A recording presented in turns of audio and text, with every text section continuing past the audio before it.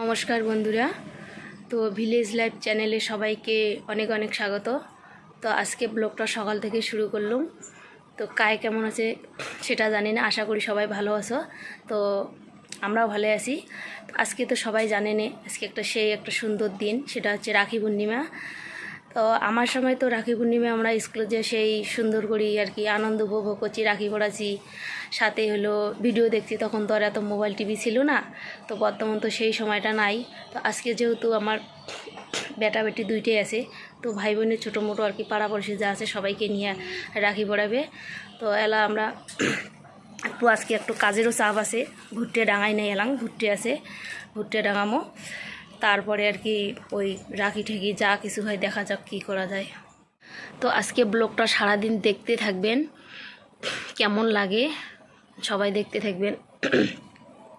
এই যে আমার মনে করেন বর্তমান যুগে মানুষের এরকম পরিস্থিতি নেই, আমরা খুব পরিস্থিতি খারাপের মধ্যে আছি। তো দেখো আমার ঘরে 1 মাস জায়গা নাই, কালকে অর্ধেক ভুট্টে ডাঙাছি, আজকে অর্ধেক ডাঙামো।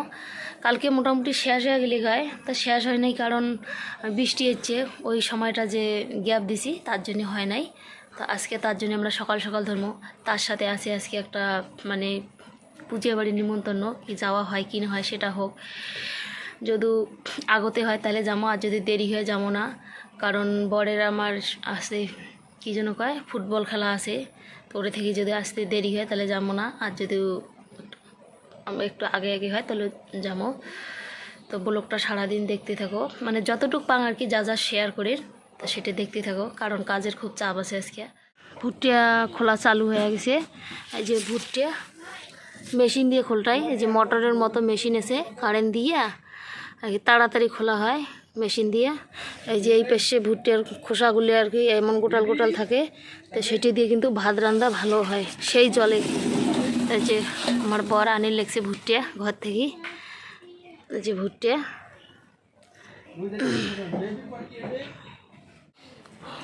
দেখো বন্ধুরা, ভুট্টা রাঙা শেষ হয়ে গেছে।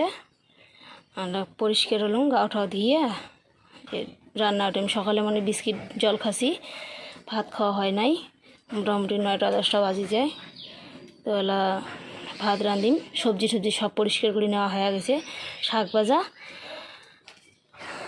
কাঁকড়া ভাজা আর কাঁকড়া দিয়ে কচুর ফুলের ডাল, যে শর্ট করে এই সবজি আর কি খামো।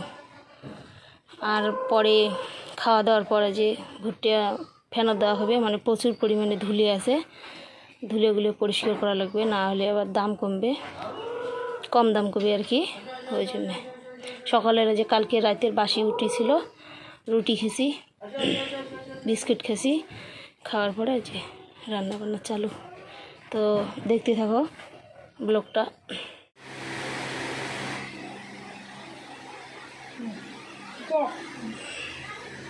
কি সুন্দর দেখা যায় মা টাকলে, ঢকও দেখা যাচ্ছিলে মোর মা টাকলে, ভালো মা।